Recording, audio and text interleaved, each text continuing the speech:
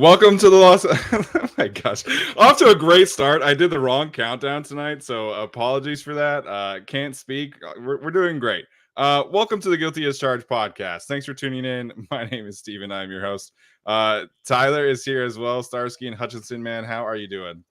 Doing very well. I know we're about to crack the top 150 of football podcasts, and boy, I Hey. can't imagine why or how. That's my bad, man. It was a little fluster start there as I clicked on the wrong intro, but it's all good. It's all good. We'll bounce back strong. It's not how you start, it's how you finish. Alex is here as well, man. Alex, how you doing? Doing good. So we're off to a bad start today, and I don't want to compound it, so I'm just going to cut my losses here. There you go. There you go.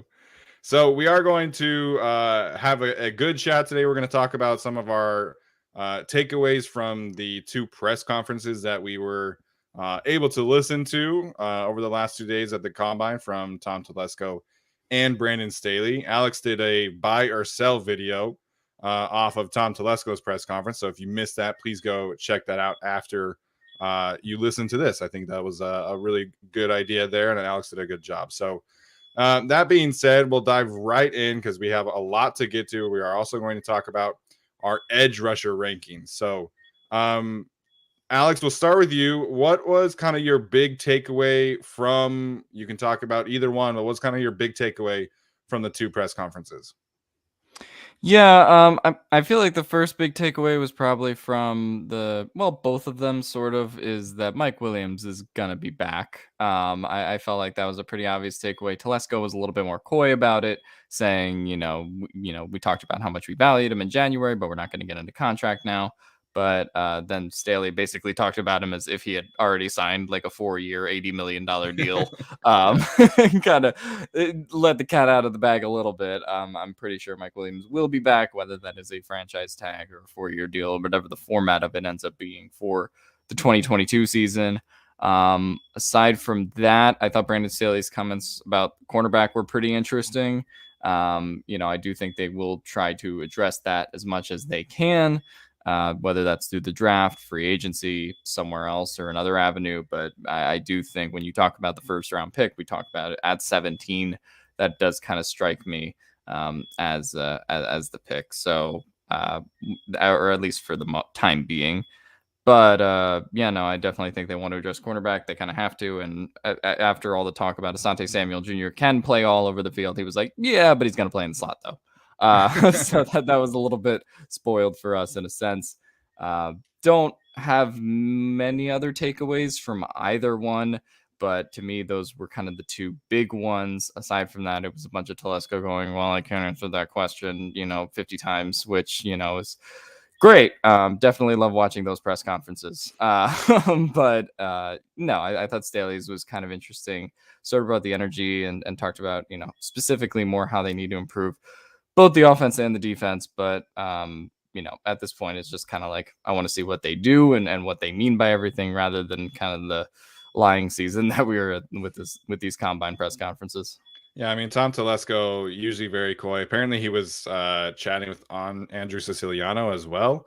But last year, in one of the press conferences, he was like, yeah, like we feel good about Sam Tavy, we feel good about Forrest Lamp and all these guys. And then he threw that group to shit. So I don't necessarily have a huge takeaway from Tom Telesco's press conference. I think his comment about Mike Williams is indicative of where that kind of is trending. And, Brandon Staley kind of echoed the same sentiment when he was asked about like the importance of speed. And he's like, yeah, when we have guys like Keenan and Austin and Mike, and it's like, okay, so Mike Williams is back. So that I agree. That's kind of the right place to start here. And we've kind of felt that way for a while now, just based off of the way that they were talking. And of course, just kind of the importance of maximizing Justin Herbert's window, which Tom Telesco did acknowledge this time. He got a lot of shit on Twitter for not acknowledging it at the end of the season, but apparently now rookie windows do exist. Yes, definitely. Yeah, Mike Williams, I thought was the number one priority, and at this point, it does seem like he's going to be back. They talk glowingly about him. They bring up Mosu, and I think both those guys are the two priorities. But the comments about the corner thing were really interesting. And I think at this point, the betting favorite at 17 should be corner. They had the comment that they're always going to be looking for corners while I'm the coach. That's great. Staley suggesting that Davis is a starting corner, but sort of also suggesting in a roundabout way that he's not on number one because there's so few out there. That's very interesting. He admits that Davis can take a bit of a leap forward, and I think that's true too, but he's not quite a number one yet. And with him being a 2023 candidate, I think corner at 17 is the betting favorite. And the fact that they admitted that Samuel Jr. didn't play inside because Chris Harris Jr. was there, and he sort of roundabout also basically suggested that Chris Harris Jr. is not going to be back.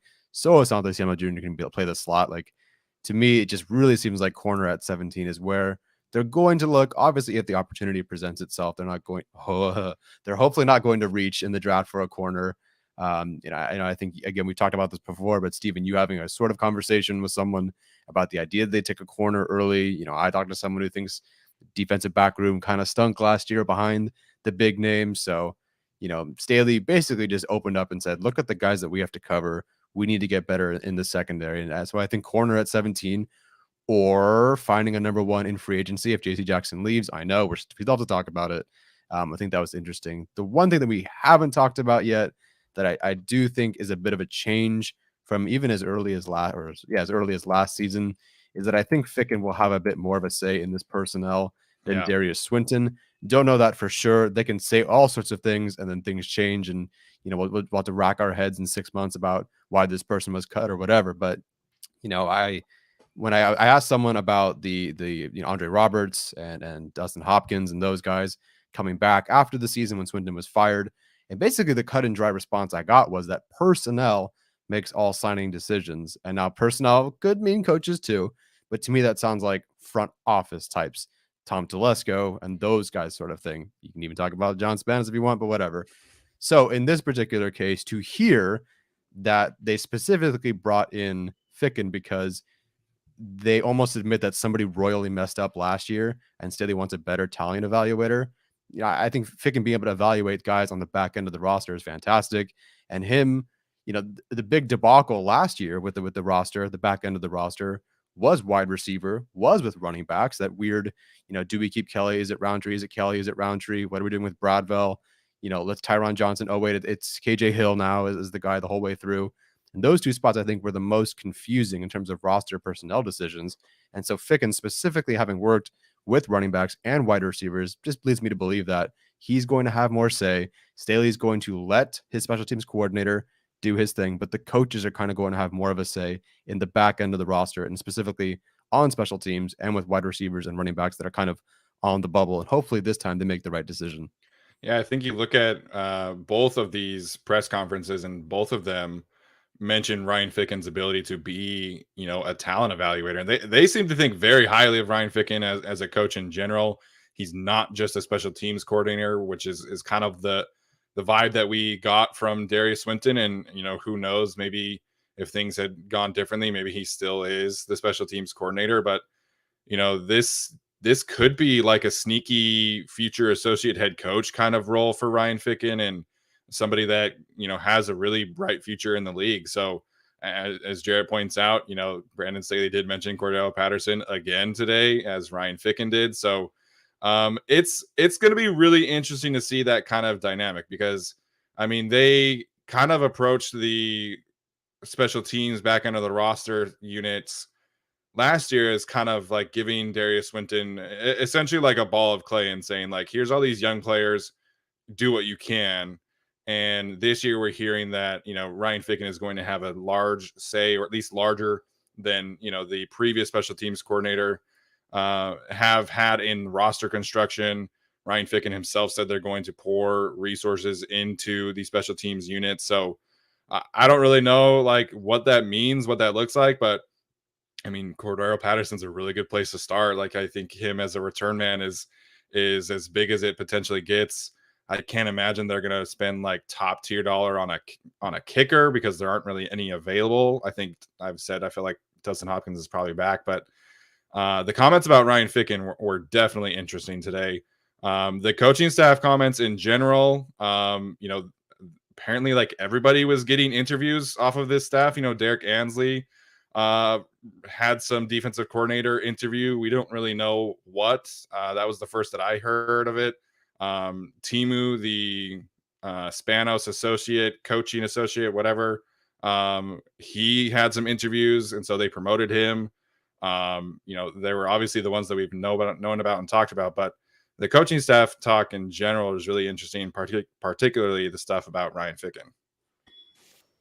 Yeah, I think the Ficken stuff is just interesting in general because I mean he ultimately left for a lateral move right from the Vikings, and I think that was not, doesn't seem like he's getting much more money, but that kind of seems like in the way of responsibility and what he's going to be doing with the team, personnel decisions like we talked about on special teams, and kind of an associate head coach role like you guys have explained. That seems like something he would leave for as opposed to Minnesota, which was just like, well, you're kind of just this for now at the time. So I think he's going to have that responsibility. Like we talked about, I really hope we end up signing Cordell Patterson or we're going to look stupid. But yeah, we're kind of putting all our eggs in that basket. So I hope it happens.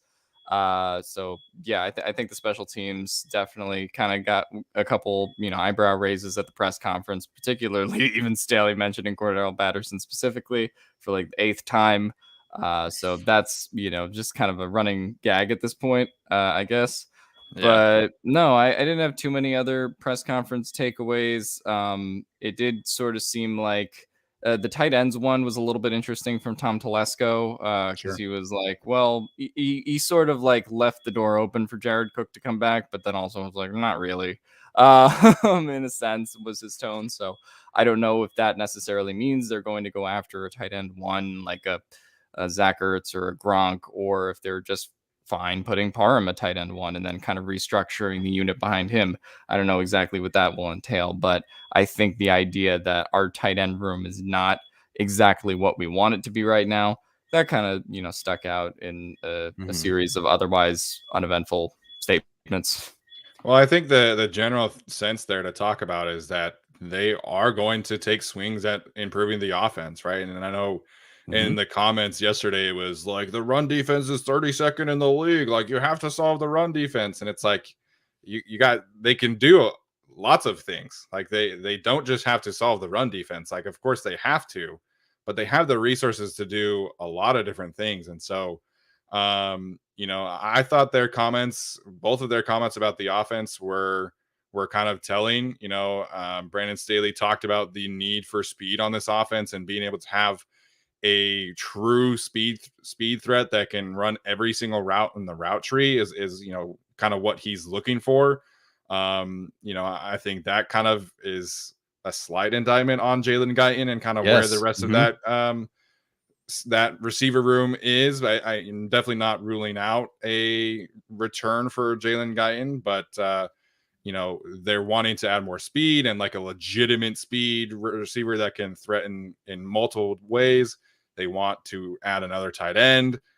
Tom Telesco openly said we need better from the running back 2 spot for our offense to continually evolve and improve. So the defense is going to be a focus, but they're going to focus on the offense too, and they completely have the resources to do that. And you guys are talking about cornerback in play at 17. I think receiver also in play at 17, just kind of based off of what we're hearing about this class and kind of the players that are going to be off the board by the time the Chargers are picking. So let's try to brainstorm about who those guys maybe in different spots are. These receivers that are guys you can sort of do the route tree. Like Staley specifically mentioned, he wants guys that can come, like when they go on the field, they're just not a burner, basically Jalen Guyton. Yeah. Guys that can win deep, but that's not necessarily the only thing they're going to do. So you don't play your hand. So who is that? Who is it at different points of this draft? Is it John Mechie? Is it Chris Olave, who you drafted to the Chargers in your LAFB article? Who are some of these guys that kind of fit that mold? I think it's definitely Olave. I think he's going to run a 4-3. Jameson Williams, he definitely is a burner, and he definitely would threaten the top of defenses. I don't know if he can run a full route tree like Olave can. I think Jahan Dotson can do the same thing. Thomas Martinez says Pickens. Maybe he said he's going to run in the 4-3s, and that man is like 6'5". So I am skeptical there. I said when we did our rankings, I was a little skeptical of Burks' ability to run every single route in the route tree, but I mean, he obviously Mhm. fits the speed profile. Um, so those are kind of the ones at the top. I think maybe Alex's guy Bo Melton, kind of in like the third, fourth round. Well, I was gonna mention my other guy, Sky Moore, is kind of There a you go. dude that could be there day 2, Also potentially a good day free 3 throw of the shooter. draft. A great free throw shooter. Knocked down all 5 free throws in his Eagles interview. We're still triggered by the Ben Simmons stuff. Anyway, no, but I mean, I think that he could be a guy that you're relying on for speed. That is not just like a Jalen Guyton kind of straight line route runner. He can, has a whole route package really, which we talked about in the receivers episode, or at least I talked about. So Yeah. I think that he would kind of be an interesting guy. But I definitely think first round speaking, it probably is Chris Olave, who I've seen mocked more and more there, which I don't mind, but I mean, would also be drafting the second best Ohio State receiver. That's great choice there. Maybe Garrett Wilson ends up being off the board, but I'm not Yeah. as high on the ceiling of Chris Olave as I am with some of these other receivers personally. No, I think my reasoning for taking Chris Olave was mostly because I don't know how Jamison Williams' knee is going to check out. Garrett Wilson and Traylon Burks were off the board in that scenario, and there were no quarterbacks taken in my mock draft that I did for LAFB. So that pushed all the edge rushers up the board. That pushed all the corners up the board. And so I'm sitting there looking at Bernard Raymond or Chris Olave, and like that was an easy choice for me. So I think Olave would fit that. I think Jahan Dotson, like I said, would fit that. He's probably going to be, in more in like the 30 to 40 range. Christian Watson, I like a lot, but I don't know if he really has that kind of speed. So I'm really kind of waiting for him to test. One guy I mentioned today, though, Mr. Traylon Burks, and meeting with. I mean, every prospect is meeting with the Chargers and the other 31 teams, but just happy to hear that Burks was a part of it.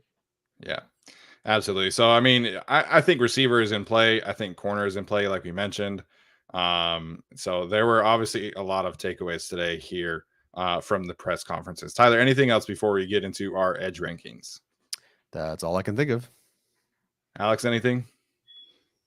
That's all I got for now because it's all a bunch of talk till we actually make the signings. Very true. Right now they're in sign everybody mode. So we are going to dive into our top 10 edge rusher rankings now. Before I do, want to give a quick shout out to our friends over at ExpressVPN, where you can go to expressvpn.com/guilty to start your free trial of VPN network today. You can use that website to get international access to Netflix, Hulu, all that good stuff, as well as bumping up your computer security as well. So shout out to ExpressVPN. The link there is in the description below, so please go check them out. And that being said, Alex is going to kick us off today. Alex, we'll go just like last time. We'll start and go 10 through 7. So why don't you kick us off? Okay, that sounds good to me. I will go 10 to 7 at number Guilty 10. ass I have chug. Boye What the hell?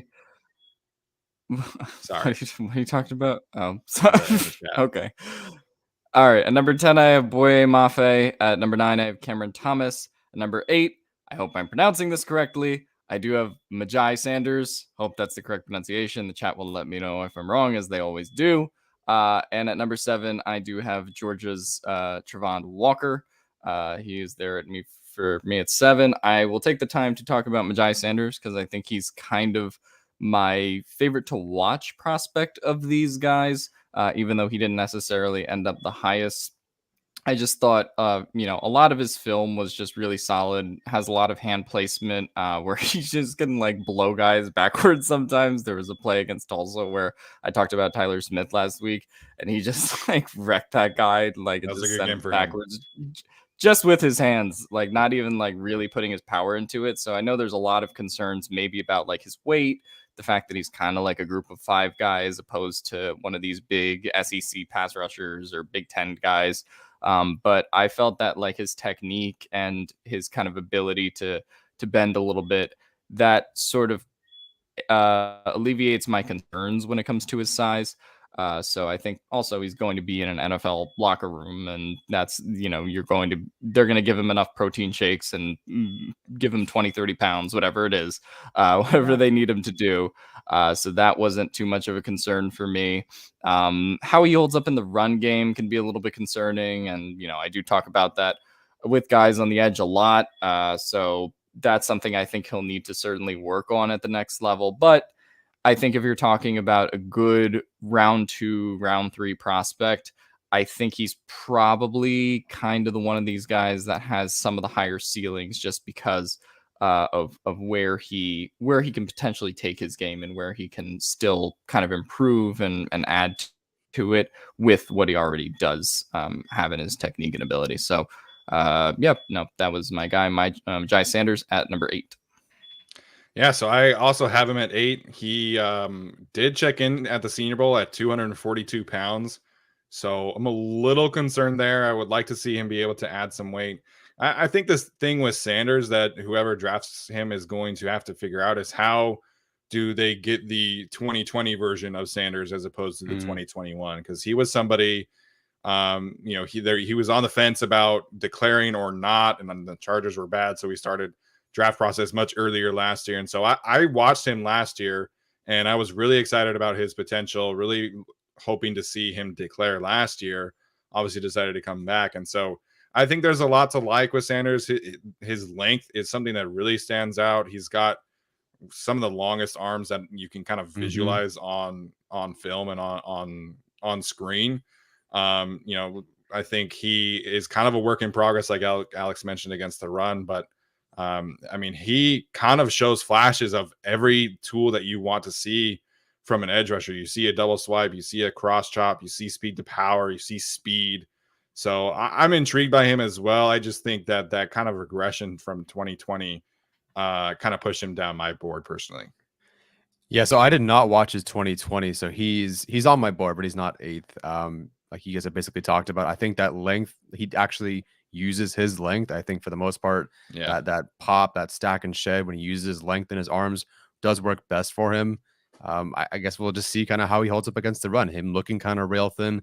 I think on Pro Football Focus, he was listed at like 250 something, but at the Senior Bowl, 240 something. So he definitely is a thinner guy, has great length. Maybe he can, bulk up a little bit like a certain USC player. But I like him. Yeah. So Tyler, let's get your 10 through 7 here. So number 10, I do have Sanders. And just for everyone listening, because everyone bitches and moans, the guys that I've not graded yet are Nick Bonito, D'Angelo Malone, Sam Williams, and Tyreek Smith. So if you're like, why not that guy? Because we always get those guys. Sorry, didn't grade them. So Sanders at number 10 for me. Then at 9, I have Boye Mafe. And those two guys are almost interchangeable for me. Just to me, Mafe being a slightly more raw, but also more explosive, I think, based on his background, puts him ahead for me. Number 8, a new guy I watched today that gave me hope with this edge rusher group. That is Drake Jackson, who went from 230 to 278 in about 2 days. So that sounds like Thanksgiving for me. And then number 7, I have Arnold Ebiketie from Penn State. Ebiketie, Drake Jackson, Ebiketie's definitely been one of my guys in this process, and he's a guy that I'll always be taking in the second round if he's there. The concerns are obviously, like most of the guys in the edge rusher group, can he play the run? And no, Ebiketie is going to start as an edge rusher early on. He's that transfer from, I think, Toledo. Didn't do a whole lot over there.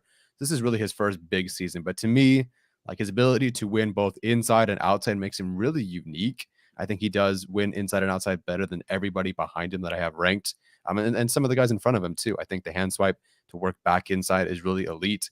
Occasionally he'll flash that balance with that long arm.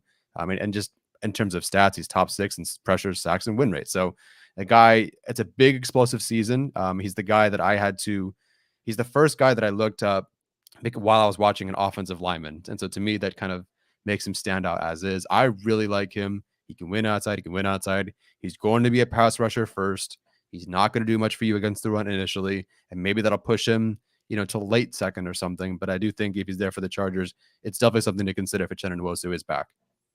Yeah, Ebiketie, to me, I'm a little concerned about his play strength, like you mentioned. Obviously, if you're drafting him in the second round, you're not necessarily taking him to be like an edge 1 or edge 2, obviously getting more of a supporting role. But I think to me the biggest concern there is just the timing that he has off the ball. Like he was almost always late, but he's so twitched up that he like makes up for it, right? So if you can coach that up in him and you can kind of allow him to become that player and be able to jump off the ball right away and time that up better, then I think you're getting a potential, really good player there. So he's somebody that I do have on my board as well. Not as high on him as Tyler is, but also for my own sake, I know that there is kind of a lot of love lately for Josh Pascal from Kentucky. I have him as an interior guy. I do not think that he's an edge rusher guy. I also know that there are some people who think DeMarvin Leal is an edge rusher guy. I think he's an inside guy for sure. Definitely more than Pascal. So just wanted to get that out there. Yeah, I think Ebiketie is an interesting one because at first when I was watching him, I didn't include him in my top 10. But the thing that you compare him to for previous Penn State guys is obviously last year we had Odafe Owe, Shaka Tony, just these guys that were like a little bit more athletically gifted, I think. And that's sort of what separated someone like Odafe Owe last year in terms of where I viewed him as an edge prospect and where I would kind of draft him. But I do think that ultimately he's very sound in terms of his technique. I do think the one thing that he'll probably need to clean up is balance, especially kind of like defending the run on the edge, particularly, is kind of a problem with him, like we talked about with Majai Sanders. But I think he could definitely get there, and he has enough traits that you like, even though he's not like explosive. I still do like him quite a bit. Yeah, I think he's kind of in between those two Penn State guys that you mentioned. Shaka Tony, I feel like wasn't as long or as big, I guess, but Owe was definitely somebody that I missed on. So, that's fine there. So I want to get your guys' thoughts here because I do not have Boye Mafe in my top 10. Okay. He's somebody that I think has the athletic traits, and he definitely is an upside kind of player and reportedly going to test like a freak this week. But the lack of reps and the lack of production really concerned me. I'm sitting there watching Minnesota tape, and he's almost exclusively like a sub package rusher, which really kind of concerns me. There was not really a whole lot of development at Minnesota, and he definitely flashed some good signs at the Senior Bowl. But to me, he's much more of a project and will require a much longer runway than kind of where he's being mocked right now. Some people thinking that he could work himself into the first round. So I don't have him in my top 10, but Tyler and Alex, you guys both do. So what do you see in him that I guess I am not? It's basically going to be that the way he tests. I mean, to be completely honest, the guys that are 9 through 13 for me, they're kind of in that same cluster. So to me, Mafe is just the guy who's going to test the best. That's the guy whose traits you probably want to gamble on the most. And like there are some things on film, like the first play I turned on of him against Michigan, he speed to power just walks back the tackle. Quarterback bails to his left or to the quarterback's left. Yeah. And then Mafe just sprints 20 yards the other direction and brings him down for a sack. It was ridiculous. I mean, the way this guy will test will be incredible. And I think that's why people are so enticed by him. I do think he does a pretty, like, the only real pass rush move I think he does have is the way that he works the wrist and the elbow when he's working to the outside. There's a little bit of a dip there. So there are things you can work on. And I just think the athletic testing is going to push him, like, to make him survive in the NFL. I think some of these guys, I'm just not like Cam Thomas. He's not like super quick step, but not really explosive to me. I think Mafe is more explosive than someone like Sanders. Pascal's an interior sort of traits guy. So to me, like, it's not that he made my top 10, but it's mostly because he just has the highest athletic ceiling. Yeah, I think the thing that I'll say about Mafe, and we just mentioned Odafe Owe last year, is like Tyler said, it is kind of about that testing and just like, can you see him in a system where like a team like the Ravens or somebody like that that's good at developing that edge talent out of just having these raw attributes, if they take him, like, okay, well, now that guy's going to be great, versus if a Pishikaka team takes him, then it's like, okay, well, now he's going to be bad and he won't develop to what we want. So I totally get what you mean in terms of like, oh, he didn't have the production or the sacks, but it was also sort of the same conversation last year with Owe. So it just depends on the guy that you're watching. And if you think like there is a path to that for him in the NFL, which is why I'm not so much of like a numbers watcher, I guess, when it comes to just like watching these guys on film and just looking at their 2021 stat lines a little bit.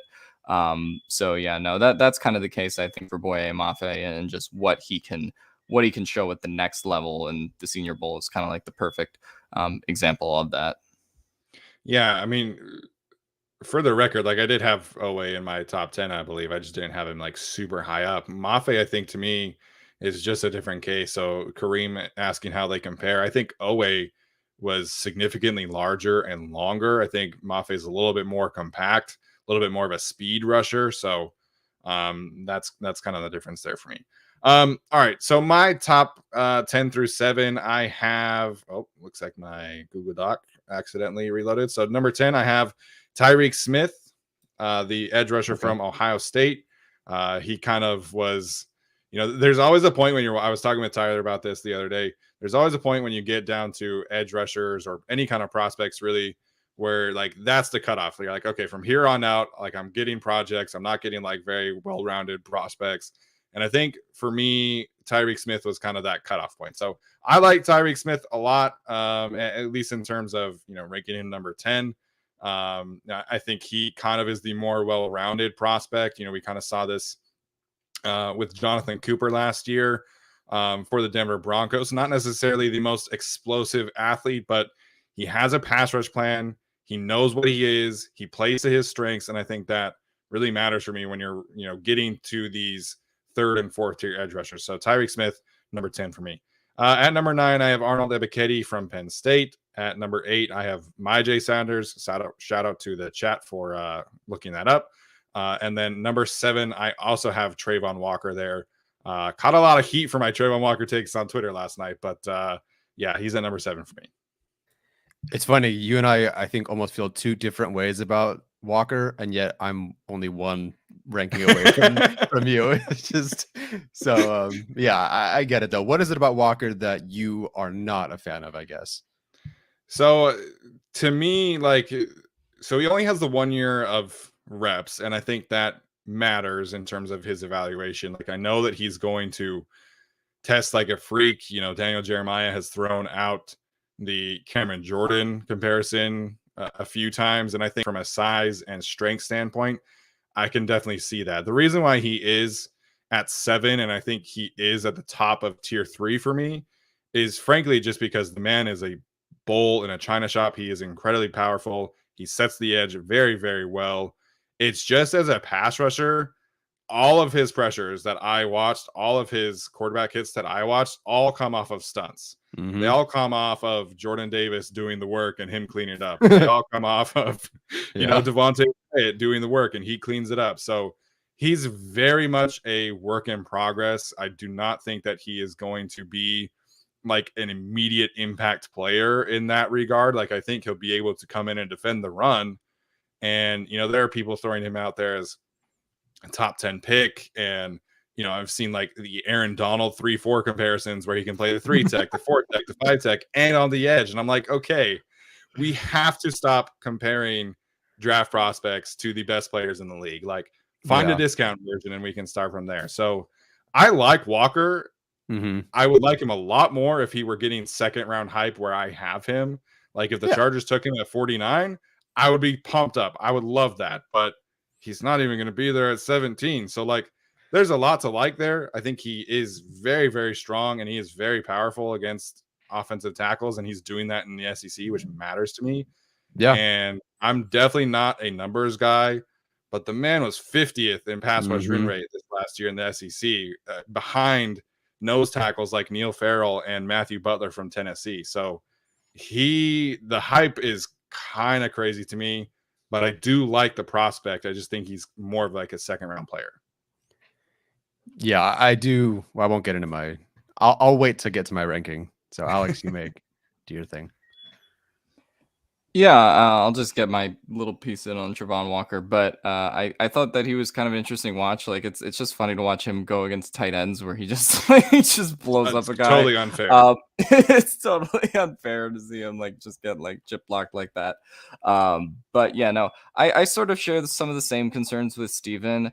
I think that there's like, a time where like Jordan Davis or Nakobe Dean just makes like a freak play, and then it's like, oh, but yeah, Travon Walker got the sack here. Yeah. So there are kind of moments like that for me, but I do think we just kind of talk about like a group of pass rushers that like weren't great at setting the run. That is something that I think Travon Walker, like we've kind Absolutely. of talked about, is very good at. So I'm kind of interested in him. Not if he's there beginning of the second round, I'd kind of be interested, but doesn't sound like he's going to any chance he's really going to be there at all. And so we're doing 6 through 4 now, right? Yeah, go for it. All right. At number 6, I have USC's Drake Jackson. At number 5, I have Michigan's David Ajabo. And at number 4, I have Florida State's Jermaine Johnson. Jermaine Johnson is just really fun. And so, yeah, like we sort of talked about this in the offensive tackle episode, but the game against Ike Ekwonu is just like a transcendent kind of game that you watch on tape and you're like, okay, there's something special here a little bit. So he's a bit inconsistent to the point where he's not going to like make my top 3 just in terms of like how he approaches each play. Like if he kind of played every play like he did against Ekwonu, then it would just be like, oh, well, this guy is a top 3 edge rusher, no question about it. But I do feel like sometimes his counters aren't like quite as crisp when he is challenged by like a really good offensive tackle. And then sometimes, yeah, one of his weaknesses I do think is a little bit against the run, which I've kind of said for all of these prospects. I don't think there's like a ton of great stuff there for him, but just the explosiveness. I mean, he kind of has the body, the wingspan, like just really thick. Like he's just one of these guys that is not going to ever look small on tape compared to people. So yeah, and just hard, fast, like everything you really want in an edge rusher. And I think if you're looking for one game, it is that Ekwonu game, but there's much more to him than just that. Like I just thought everything on tape was kind of crazy. Man, so yeah, no, I get why people to like Jermaine Johnson a lot. We've talked about him before, but he's not necessarily, I guess, the most gifted guy in this draft, but he's also one of the more hard workers just on every play. So, yeah, no, that's why I have him at 4, even over Ajabo, even over Jackson. It was kind of a splitting hair scenario as to like why I put one over the other, just kind of like which one I liked watching more a little bit to an extent. And then you factor in, well, it's like, well, Ajabo kind of has Hutchinson on like his other side and stuff like that when you're kind of like factoring that into where you place these guys. But I do think Johnson kind of did the most with the least out of that tier, if that makes sense. So that's why I have him at number 4. Yeah, that battle against Ike Ekwonu, like that was by far the best one-on-one matchup that I studied this year. And it was just so much fun to see both of them go at it. And I think, similar to Travon Walker, right? Like Jermaine Johnson is a beast against the run, man. Like he can really set the edge, really works guards really well, and when he does go inside. And so I think that kind of, elevates his floor. And then you look at his ceiling. So he's another one that I was really interested to go back and watch his 2020 tape and kind of see, well, he transferred from Georgia to Florida State, like, really like what is going on there. And, was 2020 just bad for him? Was it a bad fit? Or like, I was just kind of curious. And so they used him very similar to how they used Travon Walker this year. And there's a lot of parallels there in terms of their roles and how they use their body types and their length and stuff like that. And then he goes to Florida State, where he is able to flash all of these great pass rush moves and go to the Senior Bowl and just destroy dudes with his power, with his speed and everything like that. So I'm a little bit concerned in terms of like comparing him. Like he is older, right? Because he was a JUCO guy, he was a 5th-year senior guy. So if you're kind of comparing apples to apples there, or apples to oranges, that could be something there. But I'm a huge fan of Jermaine Johnson. I really hope he's there at 17. Yeah, I'm a huge fan of him. I have him at 3. To me, for every guy that I study, I do a pitch for him, and I just copy and pasted what I wrote. And what I wrote about Johnson is that Jermaine Johnson snorts cocaine and plays with fire blowing out of his ass. He's a relentless demon of a human being and has been that way since at least 2020. He celebrates and yells and goes full animal after every significant play he makes. He embraces the challenge of taking on linemen in the run game. So yeah, I do disagree, Alex, that he's not great against the run. I think that's what he's exceptional at, racing down the field, etc. He needs to develop more pass rush moves, but he is mentally and physically doing all the right things to develop into a legitimate nightmare in the NFL. To me, the reason I do have him over Ojabo is that, like, I think if I'm asked to block one of these two guys, which one would I rather block? And to me, while David Ojabo will probably take my money, I feel like Jermaine Johnson would take my life. Like, he is an absolute psychopath on the field. I see him consistently smacking his own helmet and just kind of acting, like I said, it looks like he snorted cocaine when he plays football. He's just an absolute nut out there. And you have to be an absolute psychopath to look at Ekwonu in the run game and go, I'll get some wins here. Yeah, no problem. Like, Ekwonu beat everybody in the run game bad. And Jermaine Johnson pulled out some wins there. He had a spin move, I believe, in that game. I don't know if he got a sack or a hit, but he put Ekwonu in a blender. Like, this dude is it. I didn't know about the age thing, so that is something. I'll keep him at 3, but that definitely is something compared to someone like Ojabo, who's way more raw in this case. But Jermaine Johnson, man, he is just an absolute animal on the field. He has something that I don't think anybody in this class does. His mentality and his motor is just ridiculous. So I loved watching him, and it was a lot of fun. I have him at 3.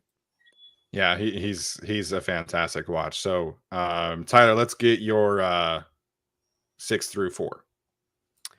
Okay, 6 through 4. So my number 6 is Travon Walker from Georgia.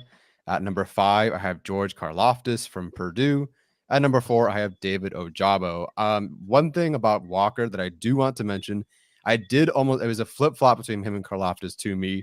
I'm not saying that they're the same edge rusher. They're actually completely different guys in that regard. But Arjun's coming out with an article later that shows that you can actually generate significantly more pressures and sacks and EPA per play on defense by running stunts versus just a pure pass rush. And of course, that's where Travon Walker is excellent at. I'm not saying that you can stunt on every single play. If you're Georgia, you can.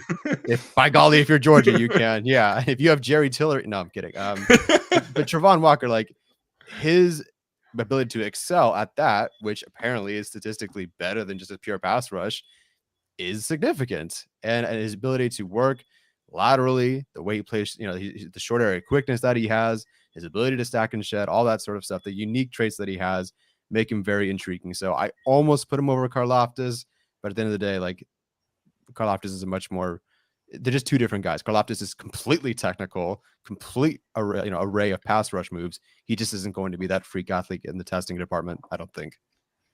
Yeah, man. So Karlaftis was a fun study for me. So I have him at 5. So at 6, I have Drake Jackson. So I'll talk about Karlaftis first a little bit. So I have Drake Jackson, USC at 6, George Karlaftis, Purdue 5, and then Jermaine Johnson is 4 for me. So Karlaftis, he had a really productive freshman season. I think he missed like 3 games to COVID in 2020, so he didn't really play much that year.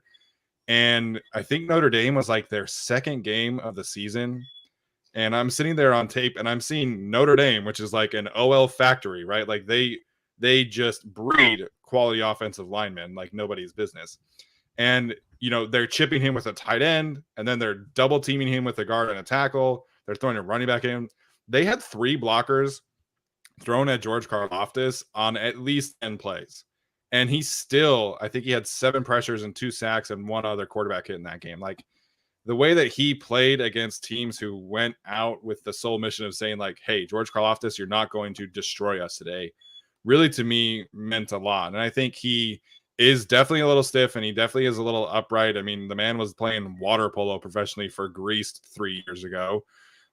So I think he is a little bit of a work in progress in that regard, but he is just so technically refined. I mean, of course, there are the Ryan Kerrigan comparisons out there just because, he's white, he's more technical than he is speed.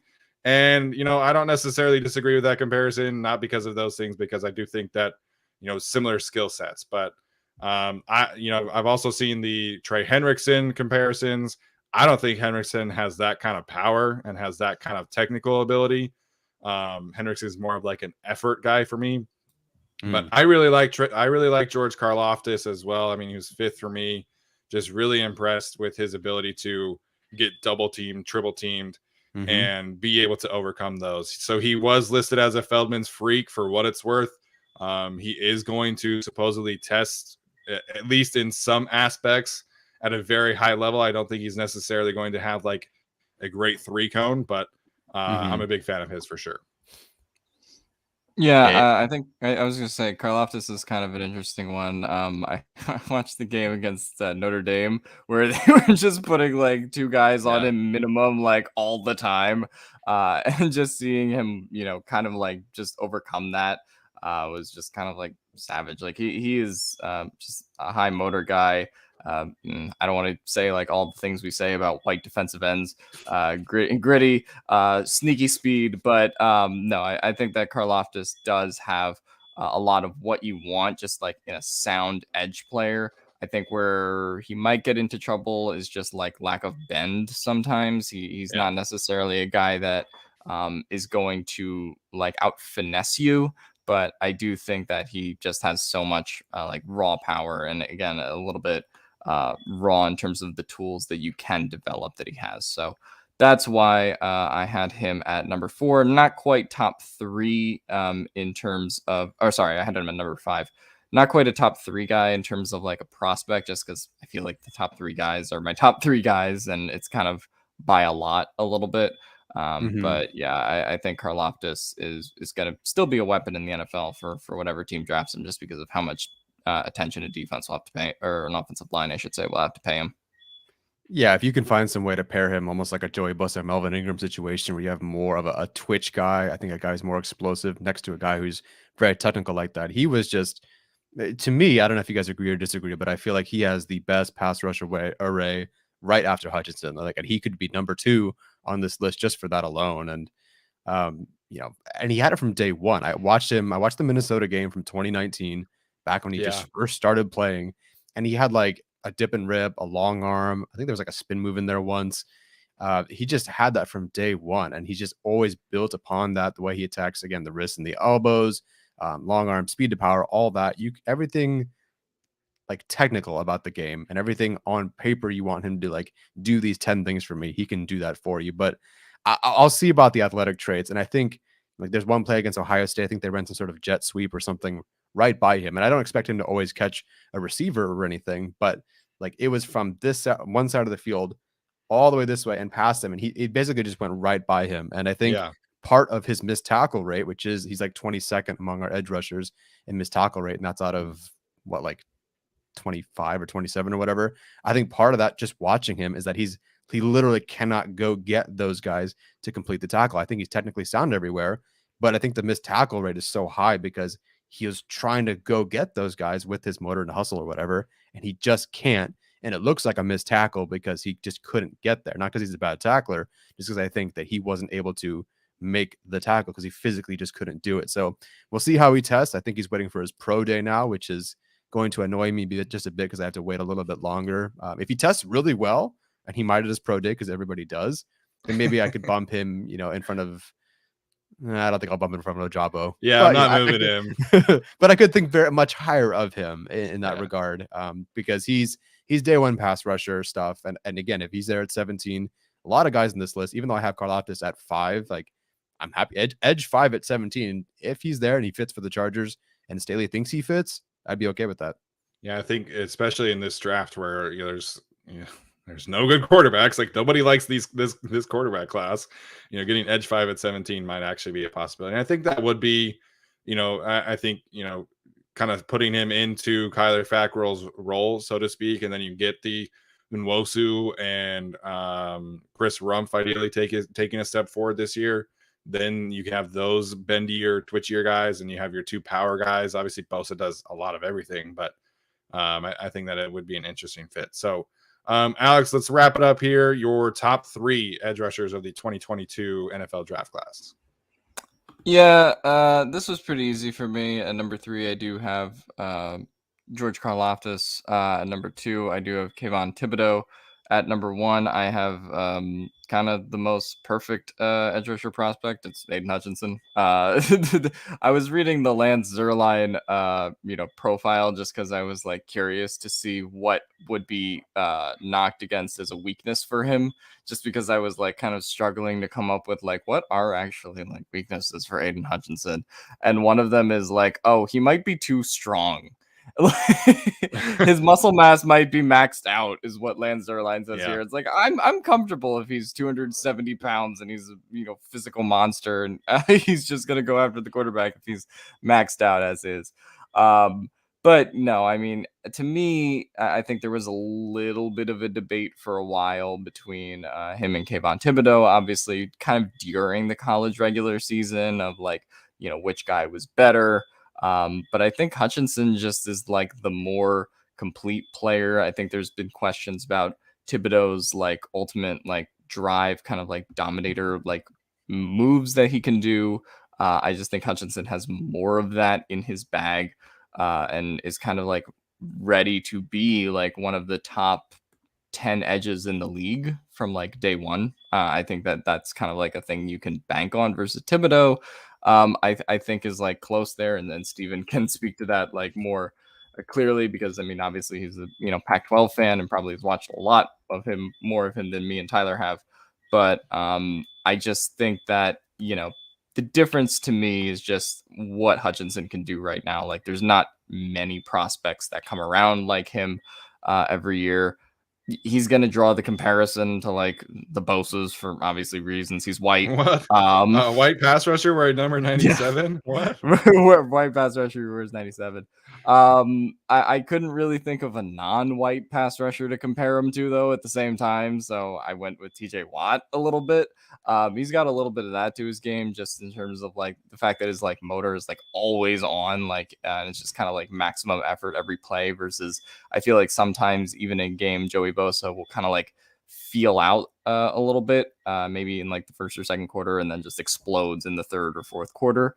But yeah, Hutchinson is definitely just like an all-out attack guy every time. So I put him over Thibodeau by quite a bit, but I can understand why people have kind of gotten to the point of like overthinking Thibodeau, which is why, because of where his traits are and where he is, I couldn't really put him any lower than 2. Yeah, so I'll just say my 3 to 1 so I can talk about these guys. My number 3 is Jermaine Johnson. Number 2, I do have Kayvon Thibodeau. Number 1, I have Aiden Hutchinson. I toss and turn on this one. This one was very close to me, as it I guess should be. These guys are probably going to go 1 and 5 or whatever it is. I think Thibodeau, I was talking to someone who was familiar with Oregon, a lot of stuff going on in Oregon. I guess there was a lot of turmoil and changes along that staff. I think what he was asked to do, where he was asked to just kind of crash a little bit too much, shoot gaps and try to blow plays up, which he did. And you see that all over film. But I feel like they didn't ask him to be super disciplined. Like maybe it is him and his pass rush plan. But I feel like what he was asked to do felt like you didn't let him learn how to play edge. You just let him be the freak athlete that he is, which I guess isn't a bad thing. But it showed on some plays like versus the RPOs, which I think Trevon Walker is really good at. But Thibodeau would crash too hard, not get his hands up in the passing lane, stuff like that. But at the end of the day, I just think Thibodeau is. I'm gonna say this: Hutchinson's my number 1. I think now this would depend a bit on where they go. I think Thibodeau is actually going to win Defensive Rookie of the Year. I think Hutchinson's going to get a little bit more hype, of course, and I do have him ranked ahead of Thibodeau. I think if Thibodeau goes to the right spot, I think he's going to win Defensive Rookie of the Year because, and this is part of the reason I was tossing and turning between this. Do you want Joey Bosa, Aiden Hutchinson, or do you want someone who maybe is just that transcendent athletic freak that he could be? I think it's a debate. I think Joey Bosa comes in and he's always the technically refined, very good, and I think he was a better prospect than Hutchinson, it seems. But there's something about a ceiling of some of these edge rushers, and you see someone like Oh my God, I'm forgetting his name with the freaking Cowboys. What the hell is his name? DeMarcus Lawrence. No, Gregory? Micah no. Parsons? Thank you. I'm not saying Thibodeau's Okay. Parsons. I'm not saying he's Parsons, but there's something to be said about athletic freaks like that who can just Yeah. do a little bit more. And so to me, while I think Hutchinson is the better prospect, while I do think he'll go before Thibodeau, I think Thibodeau's a better shot at defensive rookie of the year. I mean, right now Thibodeau kind of seems like he's gonna land with the Giants, and if he Never lands mind. with Week, no, they have Wink Martindale now, man. Like That's that right. man's They're a gonna get good, like they're a good he's organization gonna now. if he gets if he gets Wink Martindale as his DC man, he's gonna walk into 12 sacks next year, like because he's gonna have one-on-ones all day long. So I can definitely see that if he goes to Houston, then that ain't happening. Like so I do have Hutchinson at number 1. I have Thibodeau 2, and then I have David Ojabo 3. Hutchinson, I do think, has a little bit of that Jermaine Johnson edge. I mean, we've seen the viral clip of him, yelling at Nicholas Petit Frere as he's about to just destroy him. So I think Johnson definitely brings it a little bit more consistently. But Hutchinson, man, I think he gets. I think he's a little underrated in terms of his athletic profile. Like, of course, he is white, but he's going to test like a freak, man. Like he was on Feldman's freak list, I think at like number 3 heading into the season. So I expect him to test very well. I really enjoy his explosiveness off the ball. I think that's one of his calling cards, and he is very powerful. He does have an arsenal, which I think is kind of the difference between him and Thibodeau. What Tyler is saying about Thibodeau makes a lot of sense now. That's why, like, I mean, hey, look, an Oregon player not reaching his potential. Where have we heard interesting. that before? Yeah. Interesting. But I watched him in person in 2019 as he was playing Utah, and like that man just did like almost single-handedly beat us in the Pac-12 championship game. And like I'm sitting there watching tape of him in 2021, and he's the same player. Like he still has that game wrecker athletic potential, but there just really wasn't a ton of development. And now we have the context, right, from what Tyler is saying. So I think him and Hutchinson are honestly kind of on level playing fields in terms of ceiling. But Hutchinson right now is absolutely the better player. I think he is definitely the more pro-ready player. If the Jaguars were to take him number 1, I wouldn't necessarily blame them. I think they probably should invest in Trevor Lawrence's well-being at this point, but he's going to be a good player wherever he goes. David Ojabo, to me, is obviously the one that I want to talk about here because it kind of seems like he has the best chance of being there at 17 of this upper echelon group that we've kind of been talking about. So really interesting background, right? Like he's part Scottish, which I think is kind of crazy, or lived in Scotland or something. I don't know. There's something there. But just he really fits like the stereotype of like a 3-4 outside linebacker, just really twitched up, really explosive off the ball, really bendy. It's just like there's not a ton of refinement there. So this was really his only year starting. He was more of a role player last year behind Kwity Paye, which is very understandable, but a lot of similar traits between he and Paye, who are athletic freaks. Him and Hutchinson are training together, and reportedly both are going to just like completely put on a show. So this is definitely a potential ranking for me. I totally get the putting Jermaine Johnson here. I think Jermaine Johnson is definitely more pro ready. Kind of seems like Jermaine Johnson is going to go earlier. But when you're kind of comparing these two, I have them graded very similarly. I kind of went with the more upside player at 3. So I happen to think that Ojabo has the best bend in this class. I think he is able to turn a corner better than anyone else in this class. He just has that flexibility that you're kind of looking for as a speed rusher outside linebacker type. So I definitely recognize he's going to require a bit of a runway, and I hope that he lands in a good spot. But I'm a big fan of David Ojabo. I think he does show flashes of a good cross chop. He shows flashes of being able to use those hands. But it definitely is a work in progress. But I'm really excited to see him pan out in the NFL. Yeah, regarding the bend, I think it's like him, Ebiketie, some of these guys. Ojabo, whether he has the best bend or not, I think that's what he demonstrates the most when he does his dip rip around the outside. And because he does that so consistently, like that's why he's up here. Some of these guys, like a Boye Mafe. They're going to test him, incredible, and all that good stuff. But Ojabo shows you enough right now. Even maybe it's not a ton of moves. He's good at like 2 or 3 of them, and they're consistent. And so that's why you want to bet on someone like him, because A, you can coach him. B, he's somewhat ready, at least as a pass rusher. And C, the guy is, again, a lot of these guys and the guys we have in the top 4, except for Alex and Karlaftis. We'll see how he tests. But I think these guys are all like kind of athletic freaks, and that's an edge rusher. These guys are going to go top 10, top 15 overall for a reason. What do you think it is though about Ojabo, and why is he not a guy that's going to go? Like, why is he kind of edge 5, maybe even 6 for someone like Daniel Jeremiah in terms of where he thinks that he's going to go? Like, is it just because he's just kind of raw, like because he's not great against the run? Like, to me, like, what was the order of how things went last year? Was it Phillips first? Oh man, yeah, it was Phillips and then Pay, and then Owe, right, and then Turner. Yeah, Ojulari had the knee, or he might have gone earlier. Yeah, because like Ojulari was kind of the most twitch step guy, I thought, from that sort of early group. So I'm just curious where Ojabo is going to go. I think right now, obviously, it seems like Hutchinson and Thibodeau are really in a tier of their own. I have them graded pretty closely, so I have first round grades on all of my top 4 edge rushers. So Jermaine Johnson, Ojabo, Hutchinson, and Thibodeau all have first round grades for me. So I happen to really like all of them. It kind of does sound like Ojabo's viewed as more of a project. Like I said, I don't really understand the Trayvon Walker hype and him potentially being the 3rd and maybe even 2nd edge rusher taken there. But it does kind of seem like this is just really a really good edge class, and it is having potentially 5 in the top 15 is indicative of that, and also indicative again of the quarterback class. Yeah, I mean, it's also a little weird to me, like when we kind of pick and choose who's a project and who's not. Where it's just like, I mean, like a lot of people they're all projects. Yeah, in a sense.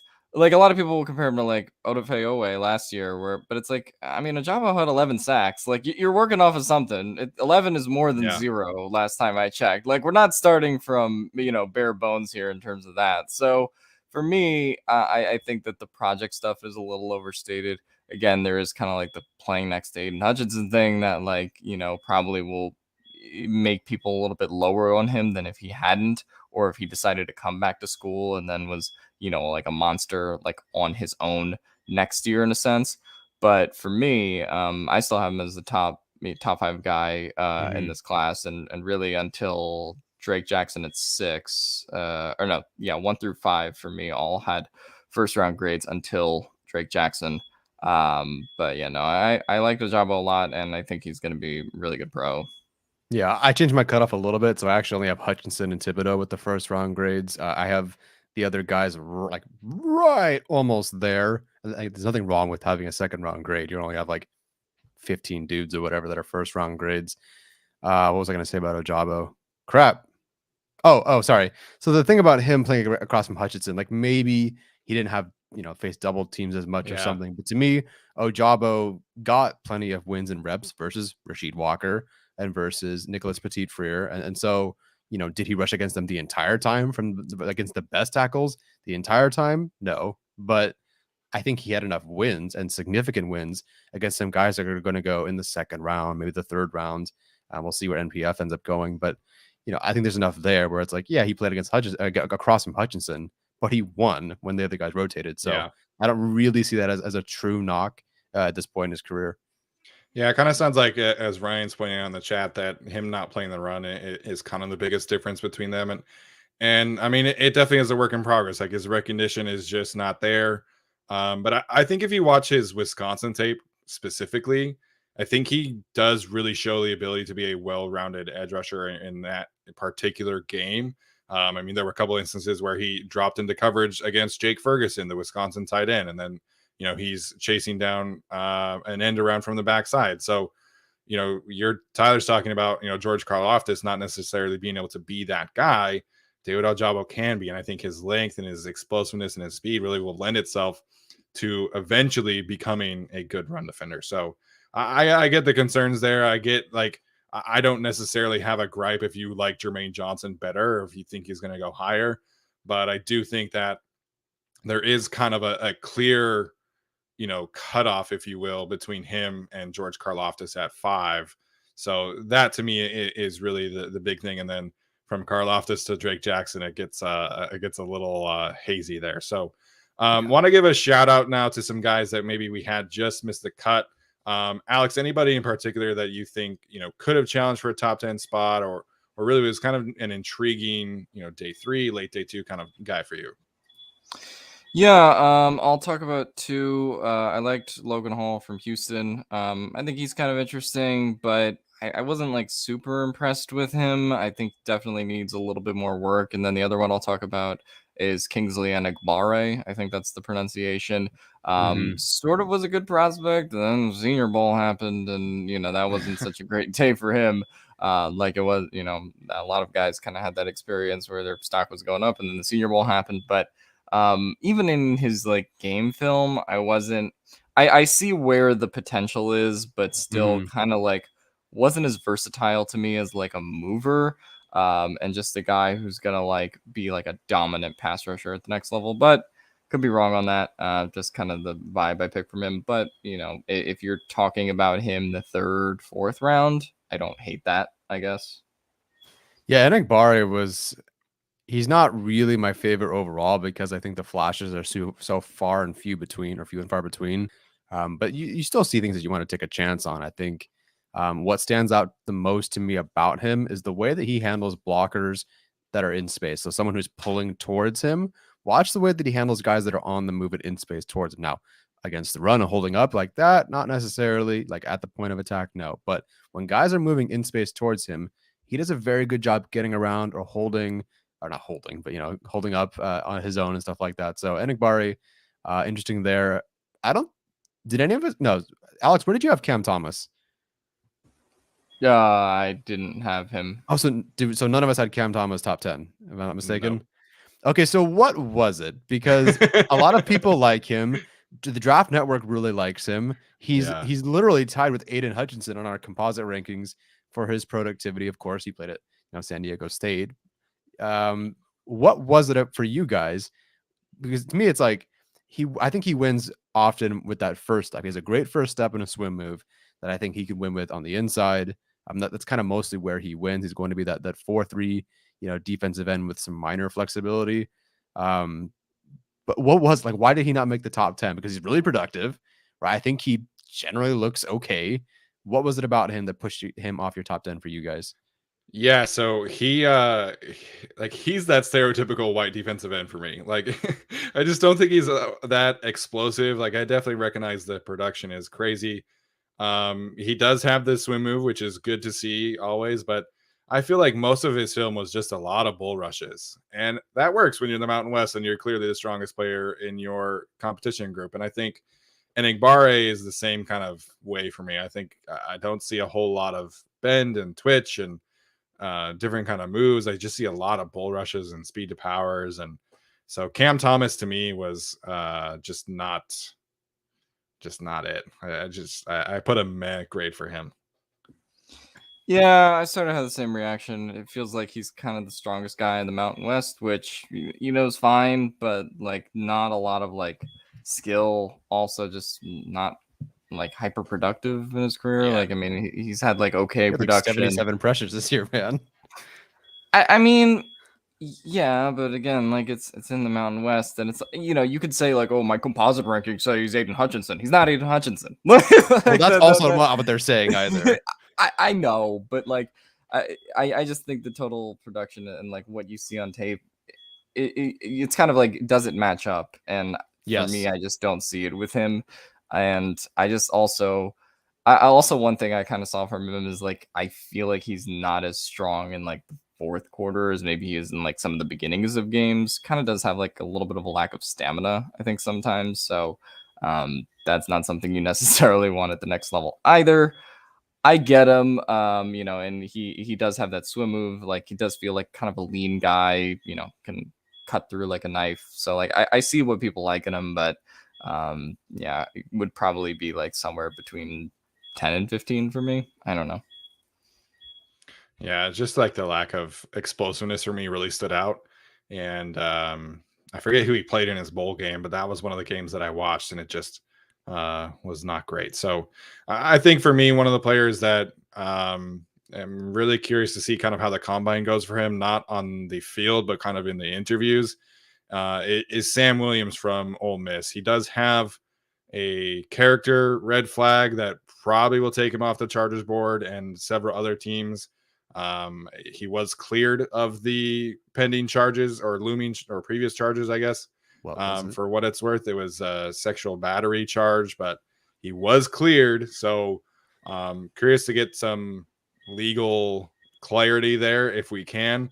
But his tape, man, is really, really good. He is one of the players that does have a pass rush plan. I think he's a very similar kind of stylistically pass rusher to Ebiketie. He likes to go inside if he can. And if you watch his, his tape against Mississippi State, kind of similar vibes as Jermaine Johnson versus Ikemi Kwanu, and his tape versus Charles Cross. They had some really good battles against each other. And I'm a fan of his tape. It's just the legal thing there needs some clarity before I'm able to like put him on my board or anything like that. Because if I knew like he was 100% good there, he probably would have been at number 10 for me. I haven't decided how I'm moving guys around the board based on some character things. I know Alex has moved up Rasheed Walker 30 spots because he stole a bike. But yeah, I haven't quite figured out. Okay, well, sexual battery is worse than It's a little bike, different. right? Yeah, it's a little different. But I mean, he was another one. He went to the Senior Bowl, had a really good week of practice at the Senior Bowl. So I don't know. He was cleared, but definitely looking for some clarity there before I like go in and say, yeah, I really like this player. Gotcha. Okay, because yeah, I saw your draft grades, and I'm like, oh, he likes him, and then it didn't happen. So I get it. That makes sense now. Yeah, I'll keep watching some of these guys. The Chargers have met with Wake Forest edge Luigi Villain. So I can tell Isn't you he that. like 250th on Draft Network's board or something like that? Well, you can like some of those players, just like you like Cam Bynum at like 397 last year. So sometimes you like some guys that are later on those boards. That is true. I love Cam Bynum. Yeah, and he had an interception and some other stuff. So, but I need to watch more of these guys. I will try to, but I definitely hit a brick wall where it's like, okay, like he sometimes bends and like he power. And that's about it. Like it was getting so hard at some point to watch some of these guys. Yeah, after you are doing just edge rushers for like 4 or 5 days straight, you get to like that 15th edge rusher and you're just like, okay, like this guy is the same. So yeah. Some of these birds comments are killing me. You guys are so funny about it. Or is it, someone's doing the I show have the fucking mic muted right now. Well, not right now, but I'm trying. Everyone's comments are great. I appreciate this. Is so funny. It is like 9:47 right now in Alex's time. So give him some grace a little bit. Does anybody else know a set of birds that just chirp at 10 o'clock at night? No, this is the first place I lived in my life with the birds chirp at 10 o'clock at fucking night. I want to watch James Harden game and I have to hear the fucking birds. Yeah, there's no birds in Philadelphia like that at all, or New Jersey. I'm sorry. No, I don't think so. Yeah, the birds in Philadelphia don't matter.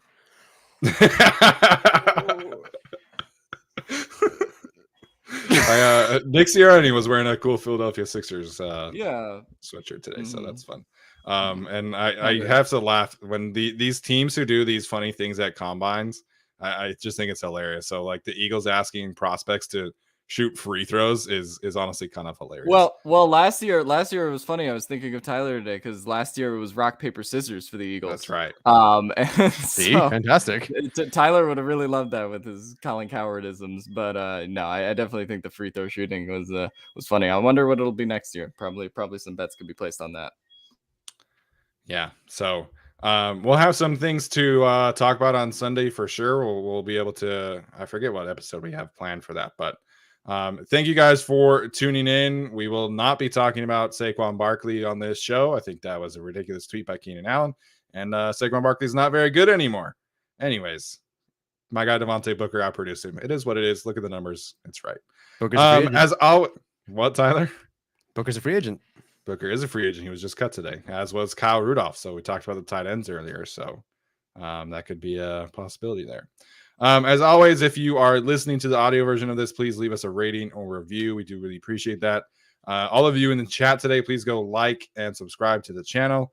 We always appreciate that as well. So that's going to do it for us today, guys. We will see you on Sunday. Have a good rest of your week.